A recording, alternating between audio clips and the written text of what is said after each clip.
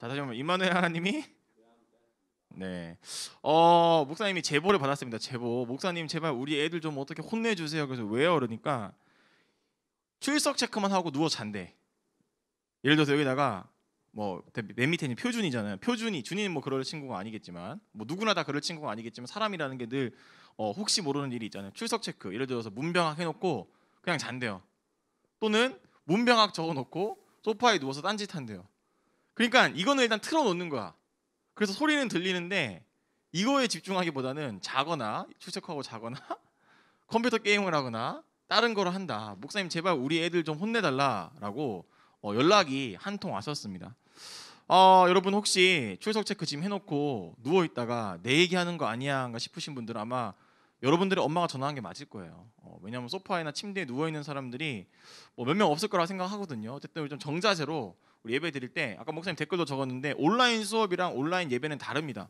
여러분 학교에서 듣는 원격 수업처럼 예배의 자세를 취하면 안 돼요. 그러니까 여러분들이 좀 더 집중해서 잘 들었으면 좋겠고, 목사님 이렇게 오늘 또 앉아 놓은 것도 우리 이 친구들도 또 여기서 드리는 것보다는 또 이렇게 앉아 있는 게 좀 뭔가 바른 자세가 될 것 같아서 그런 얘기를 해봤습니다. 자, 오늘 설교 제목 혹시 PPT님 있나요? 우리 설교 제목은 설교 제목이 뭐였죠? 제발 빌부터 살지 말자인가? 이젠 빌붙지 말자가 설교 제목이에요. 맞아요. 자, 한번 따라해볼래? 이젠 빌붙지 말자.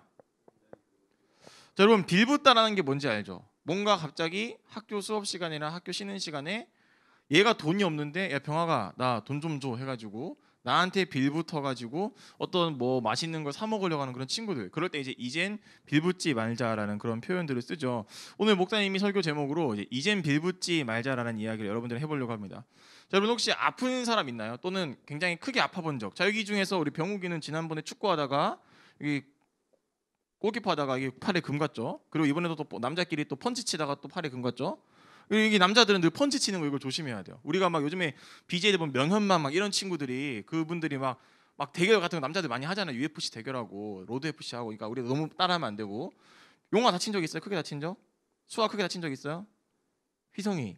휘성이는 어릴 때 김상현 목사님 설교 말씀 들어보니까 폐혈액인가 이제 아파가지고 막 척수에 막 꽂고 그랬다는데 그런 아픔들이 누구에게나 있습니다. 자, 어떤 친구들은 머리가 아파요. 왜 머리가 아플까요? 분명히 나는 나대로 어쨌든 나도 내 인생을 고민하고 있고 열심히 살고 있는데 나의 열정과 고민과 그런 열심에 비해서 나를 판단하는 소리들은 굉장히 내가 마치 아무것도 안 하는 것 마냥, 내가 굉장히 많이 게으르고 부족한 것 마냥 우리를 평가할 때 진짜 때려치고 싶다. 이런 머리가 아프기도 하고 도대체 뭔가 나는 왜 살고 있는 거지라는 어떤 인생이 아파오기도 합니다. 또 어떤 친구들은 마음이 아파요. 썸녀 썸남이랑 굉장히 잘 되고 있었는데 알고 보니까 나는 양다리였구나. 알고 보니까 나는 그냥 아무것도 아닌 존재였구나. 이런 것들이 확인될 때 우리는 또 마음이 아픕니다. 그리고 실제로 머리도 아프고 마음도 아프지만 우리는 몸도 아파요. 목사님이 크게 아팠던 것 중에 하나가 2주 전에 목사님이 대장 내시경을 했거든요. 대장 내시경 뭔지 알죠?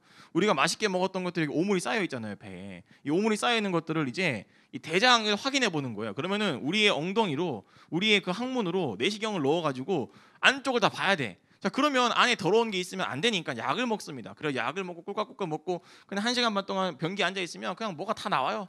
그냥 살이 빠져요. 살이 한 1kg는 빠져. 그냥 진짜 내 몸에 있는 모든 게 다 나와요. 화장실에서 일어날 수가 없어. 일어나는 순간 다시 앉아야 돼. 1시간 반 동안 앉아 있습니다. 새벽 4시에 또 일어나가지고 또 약을 먹어요. 그럼 또 앉아 있어. 그럼 주룩주룩 나와요. 진짜 내 몸의 모든 오장육부가 다 나오는 것처럼 다 나와. 자, 그런 다음에 이제 병원에 갔습니다. 병원에 가서 자, 이제 코에다가 하고 자, 숨 들이마시세요. 이제 잠듭니다. 일어났는데 내가 배가 너무 아픈 거야. 목사님 대장 내시경 3번 해봤거든요. 이렇게 배가 아픈 적이 없었어요. 그래서 간호사한테 저 지금 배가 너무 아파요 이러니까 아니 왜 벌써 일어나냐는 거예요. 보통 한 20분 정도 잠을 재운 다음에 깨우거든요. 근데 목사님은 나도 모르게 배가 너무 아파서 깬 거예요. 저 배가 너무 아픈데요 이러니까 안에 가스가 안 빠졌대. 무슨 말이냐면 대장 내시경을 넣을 때 안에 있는 대장을 잘 보이게 하기 위해서 내시경만 넣는 게 아니라 가스를 주입해요. 공기를 주입해가지고 거기를 팽창시켜 놓은 다음에 확인하거든요. 이상한 게 있나 없나. 근데 그 공기가 안 빠진 거야. 자, 그 공기를 어떻게 빼야 될까? 어떻게 빼야 될까요? 방구 껴야죠. 근데 목사님은 이게 하나도 안 빠져서 배가 막 이렇게 부풀어 올라 있는 거야. 너무 배가 아팠어요. 그래서 어떻게 해야 돼요? 그러니까 따뜻한 그 이불을 덮어주면서 방구를 끼세요 이러는 거예요. 아니 나와야 끼지. 이게 뭐냐면 사람들은 아플 때는요 무조건 그 아픔을 오래 간직하고 싶어 하지 않고 빨리 아픔을 해결하려고 합니다. 그렇죠? 목사님이 예전에 발톱에 그 내성 발톱이 있어가지고 아는 사람들 알 텐데 내성 발톱을 몇 번 잘랐는데도 계속 내성 발톱이 생기는 거야. 발가락이 나면서 또 발톱을 또 찔러요. 그래서 목사님 정형외과 가가지고 수술을 했습니다. 아예 발톱이 안 나는 수술을 했어요. 그래서 목사님은 왼쪽 엄지 발톱에 반이 없어요. 왜냐하면 더 이상 발톱이 안 나는 제거 수술을 해버렸기 때문에. 자, 우리가 아프면 그 아픈 것들을 빨리 해결하고 싶어요. 머리가 아프든 마음이 아프든 몸이 아프든 우리는 아픈 걸 해결해야 됩니다. 오늘 성경 말씀에도 보면 아픈 사람 한 명이 등장하는데 그 사람이 가지고 있는 병이 뭐냐면 따라해볼래? 중풍병. 혹시 중풍병이 뭔지 아는 사람? 중풍이란 말 들어봤어요? 제가 못 들어봤죠. 이게 이상한 게 목사님 어릴 때는 중풍이란 말을 굉장히 많이 들었는데 요즘 여러분들도 아마 그럴 거예요. 중풍이란 말을 잘 모르더라고. 자, 뇌조혈증 들어봤어요? 뇌조혈증이 중풍이에요. 뇌졸중이 뇌에 있는 질환인데 이 뇌의 혈관이 막혀가지고 뇌에 들어가야 되는 산소와 혈액이 중단돼가지고 뇌가 손상되면 그거를 뇌경색이라 그래요. 그리고 뇌의 혈관이 출혈이 나가지고 터져가지고 뇌 속에 피가 고이면 그거를 뇌출혈이라 그래요. 그런데 서양이든 동양이든 전 세계에서 이 뇌경색보다 뇌출혈이 3배 이상 많이 일어난답니다. 자, 그런데 이 뇌출혈이 되면 신경이 손상되기 때문에 보통 한쪽이 마비돼요. 왼쪽 팔, 왼쪽 다리 또는 오른쪽 팔다리가 마비됩니다. 목사님이 이거 너무너무 잘하는 게 목사님 할머니가 중풍병 뇌출혈을 일으켰었어요. 새벽기도 때 교회 가다 오다가 동네에 개가 풀려가지고 개를 피하다가 넘어졌는데 뇌에 머리 뇌출혈이 일어나 버린 거야. 우리 할머니 새벽기도 교회 갔다 오다가 뇌출혈 일어났고 뇌출혈 되고 나서 몇 년 뒤에 치매까지 왔어요. 더 이상 할아버지와 함께 살 수 있는 환경이 아니에요. 뇌출혈이라는 게 뭐냐면 한쪽을 못 움직이기 때문에 무조건 누군가 있어야 돼요. 그래서 목사님은 아빠 형제들이 몇 년씩 돌아가면서 집에서 할머니 할아버지를 케어했었어요. 목사님 고1부터 고3까지 고3년 내내 목사님 방에 할머니 할아버지가 들어와 살았었어요. 왜냐? 할머니 할아버지를 누군가가 보살펴야 되니까. 특별히 할머니 혼자서 휠체어도 못하, 치매에 있어 아무것도 못합니다.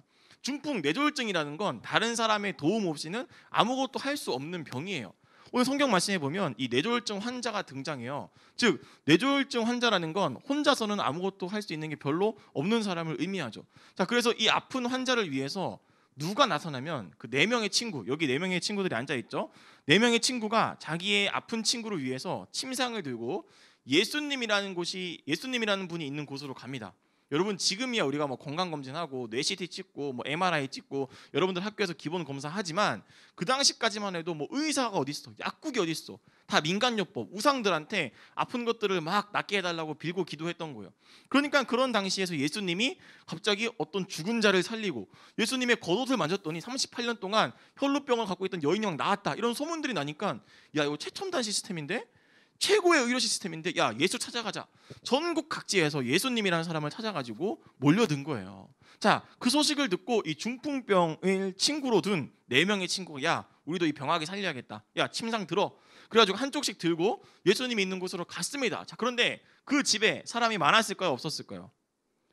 많을 수밖에 없죠. 예수님이 있는 그 최첨단 의료 시스템인데 문전성시를 이루고 있었어요. 우리 퇴근길에 보면은 여기 중동대로 여기 상동역까지 얼마나 막힙니까? 병목 현상. 모든 차들이 다 그걸로 모이잖아요. 모든 사람들이 다 그쪽으로 몰려가지고 이건 뭐 들어갈 수가 없어. 거기다가 자기네들은 뭐 새치기를 하고 싶어도 침상이 있으니까 마음대로 안 되는 거예요. 자, 그때 이 4명의 친구가 어떤 선택을 하죠? 어떤 선택을 합니까? 지붕에 올라가죠. 그리고 지붕을 부셔가지고 그 부서진 지붕에다가 줄을 달아가지고 침상을 예수님 앞에 딱 내려놔요. 사실 이게 우리가 봤을 때는 야 뭐지 싶지만 내가 만약 그 집 주인이야. 내가 만약 그 집 주인이면 그 집 산 다음에 리모델링 얼마나 용안의 집 사고 리모델링 했잖아요. 그렇죠? 모든 사람들이 집을 사면 리모델링을 합니다. 내 리모델링비 지금 그 사람이 다 부숴버린 거예요. 기물 파손시킨 거예요. 우리 집에 무단 침입한 거예요. 이거 얼마든지 신고할 수 있어요. 그런데 예수님이 그렇게 무모한 지붕을 뚫고 자기 앞에 내려놓은 이 중풍병자 환자를 보고 예수님 뭐라 그랬냐면 야 너 인테리어 비용 물어내. 너 경찰 가서 고소할 거야. 이렇게 말한 것이 아니라 작은 자야 네가 나음을 입었다. 죄사함을 입었다. 이제 일어나서 가라. 즉 앞에 있는 이 중풍병자를요 치료해 줍니다. 저 목사님은 여기서 만약에 내가 오랫동안 줄 서 있던 사람이랑 열받을 것 같아. 아니 얘는 지금 늦게 와가지고 말도 안 되는 줄도 안 서고 번호표도 안 뽑고 지 마음대로 내려간 거 아니야. 그렇죠? 그럼 다른 사람들 입장에서는 뭐야 나도 그럼 지붕으로 내려갈래. 예수님 왜 그래? 어떻게 차별할 수 있어요? 그럴 수 있어요. 그런데 예수님은 이 지붕 뚫고 내려온 사람에 대해서 야 너 뒤로 가. 번호표 뽑아. 너 이거 네가 보상해. 이렇게 한 것이 아니라 이 사람을 치료해 줍니다. 그런데 뭐를 보고 이 사람을 치료해 주냐면 오늘 유빈이가 읽은 성경 말씀 5절에 보면 이런 말이 있어요. 한번 따라해 볼까요? 그들의 믿음을 보시고 자, 그들이라는 건 복수죠. 누워 있는 사람은 한 명이에요. 그럼 예수님이 지금 누구의 믿음을 봤다는 거예요? 그들이라고 하면 네 명의 친구들의 믿음을 본 거예요. 자, 성경을요, 여러분 잘 찾아봐요. 나중에 앞만 찾아봐도요, 이 누워 있는 이 아픈 사람이 예수님을 믿었다, 엄마 아빠가 권사님 집사님이다, 크리스천이다, 기독교인이다, 제자 훈련을 했다, 아무런 말이 없습니다. 즉 누워 있는 이 사람은 예수님 안 믿는 사람이에요. 교회 안 다니는 사람이에요. 그런데 안 믿는 이 사람을 예수님이 살려주는데 왜 살려주냐면 믿음이 있던 네 명 친구들의 믿음을 보고 예수님이 이 사람을 살려주는 거예요.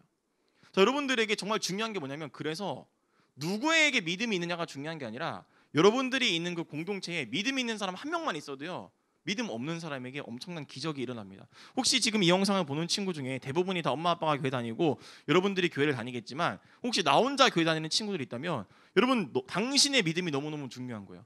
너의 믿음 하나가 안 믿는 여러분들의 가족들에게도 엄청난 은혜를 끼칠 수 있거든요.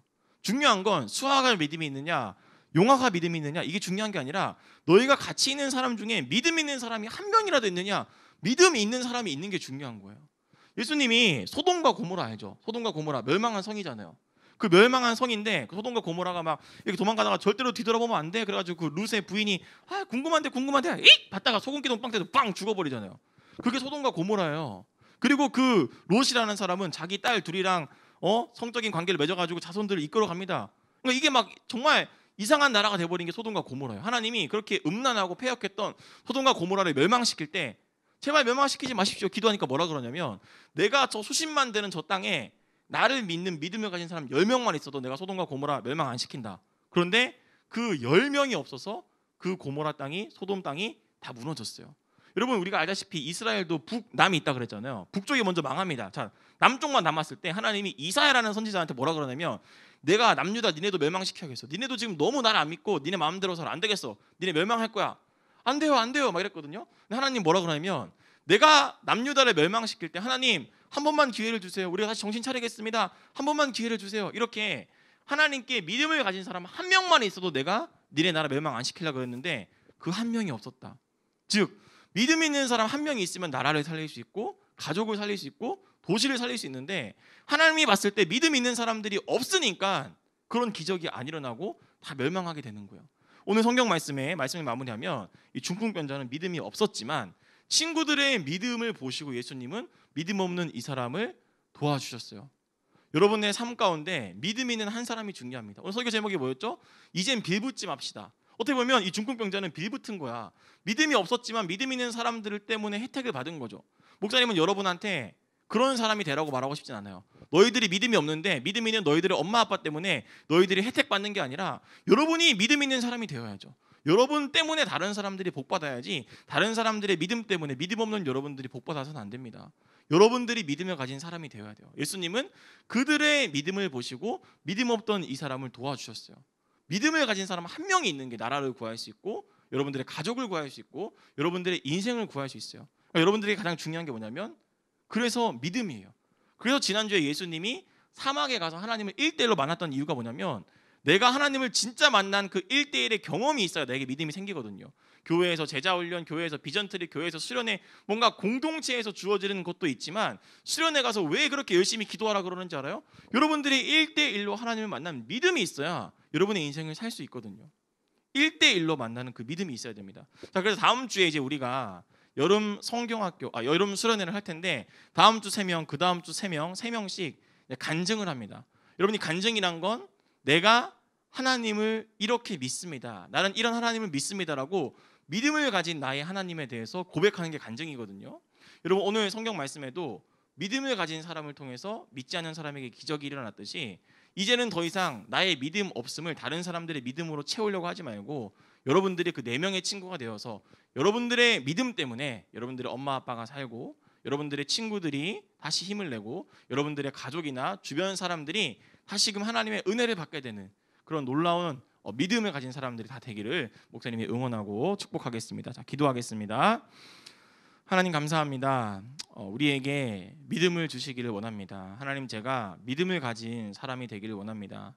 학교에서 말하는 진화론에 의하면, 과학에 의하면, 물리학에 의하면, 우주의 팽창론에 의하면 하나님은 어디에도 없는 것 같고 다 허구 같고 소설 같고 공상 과학 같지만 하나님은 그러나 이 신앙이라는 것은 과학을 뛰어넘는 초월적인 것이기 때문에 과학적으로 설명되지 않는 하나님임을 우리가 알게 하시고 하나님 이론과 이해보다 더 위대하고 중요한 것이 믿음이라는 것. 믿음이 있는 사람들을 통해서 믿지 않는 자들에게 놀라운 일이 일어났듯이 하나님 오늘 이 예배드린 우리 모든 중고등부 친구들과 선생님들이 4명의 친구들처럼 믿음을 가진 자들이 되어서 하나님이 우리의 믿음을 보고 내 친구들에게, 우리의 믿음을 보고 지금 흔들리고 있는 엄마 아빠들에게, 우리의 믿음을 보고 우리 친척들과 내가 사랑하는 사람들에게 하나님의 은혜를 부어주실 수 있도록 먼저 믿음을 가진 자들 될 수 있도록 믿음을 가진 자들 될 수 있도록 우리 모든 꿈마을린교 중고등부 친구들과 선생님들을 축복하시고 기억하여 주시옵소서. 예수님의 이름으로 기도드렸습니다. 아멘.